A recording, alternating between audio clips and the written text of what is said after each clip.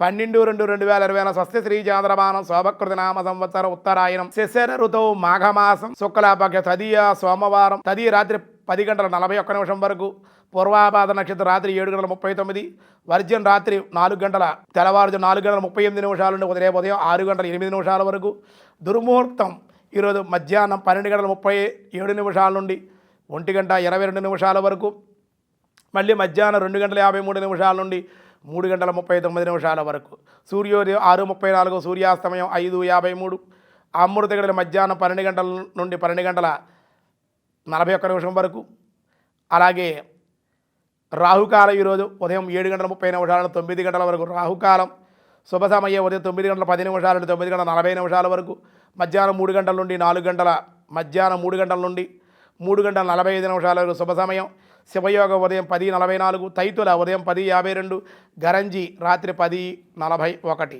తదియ సోమవారం కాబట్టి సాధారణమైన వ్యవహారాలకే ఈరోజు అనుకూలం. దినారంభ చక్రాన్ని బట్టి మేష వృషభ మిథున కర్కాటక రాశి వారికి అత్యంత అనుకూలంగా ఉంది.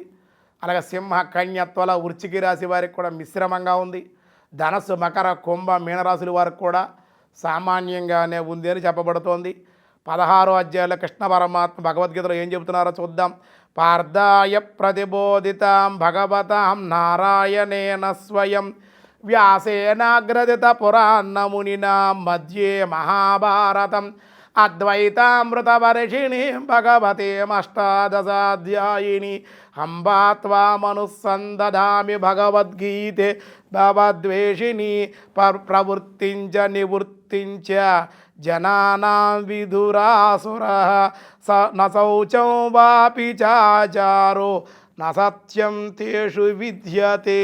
ఆసురీ స్వభావాలు రాక్షస స్వభావం కలిగినటువంటి వాళ్ళ మాట.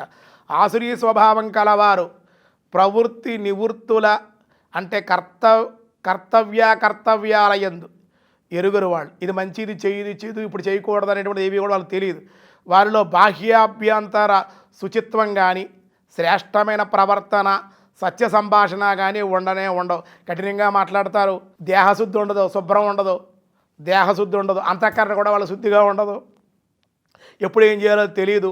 సత్యం అన్ని అబద్ధాలే మాట్లాడుతూ ఉంటారు. ఈ విధంగా ఆసురీ స్వభావం కలిగినటువంటి వాళ్ళు ఈ విధంగా ఉంటారు.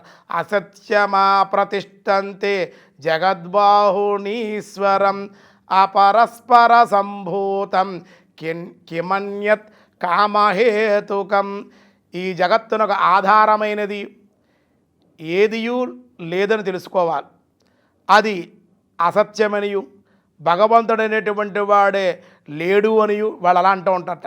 కామప్రేరితులైన స్త్రీ పురుష సంయోగ కారణం జీవులు సహజంగానే పుట్టుచున్నారనియు కావున సృష్టికి కామం తప్ప మరొక కారణమే లేదని అసుర స్వభావం కలిగిన వాళ్ళు అనుకుంటూ ఆ విధంగా అలా వాళ్ళు జీవించేస్తూ ఉంటారయ్యా. వాళ్ళకి ఏమీ తెలియదు. కామము, ఈ స్త్రీలు, ఈ పురుషులు, స్త్రీలతో పురుషులు, పురుషులతో స్త్రీలు, ఈ కామభోగాలు, ఈ సంపదలు ఇవే శాశ్వతం అనుకుంటారు ఈ దుర్మార్గులు. ఈ ఆసుర స్వభావం రాక్షస స్వభావం కలిగినటువంటి వాళ్ళు భగవంతుడు దేవాలయానికి వెళ్ళాలి, భగవంతుని అర్చించాలి, పూజించాలి, దానం చేయాలి, ఇంట్లో పూజ చేసుకోవాలి, భగవంతుడు స్మరించాలి, కీర్తించాలి, ఓ పుణ్యక్షేత్రానికి వెళ్ళాలి, స్నానం చేయాలి, దానం చేయాలనేటువంటి కోరికలు వీళ్ళకి కలగవు. వీళ్ళు దుర్మార్గులు కాబట్టి పాపాత్ములు కాబట్టి ఆసురీ సంపద కలిగినటువంటి లక్షణాలు ఈ విధంగా ఉంటాయని కృష్ణ పరమాత్మ చెబుతూ ఉన్నారు. మిగతా విషయాలు రేపు చూద్దాం. ఈరోజు స్వస్తి.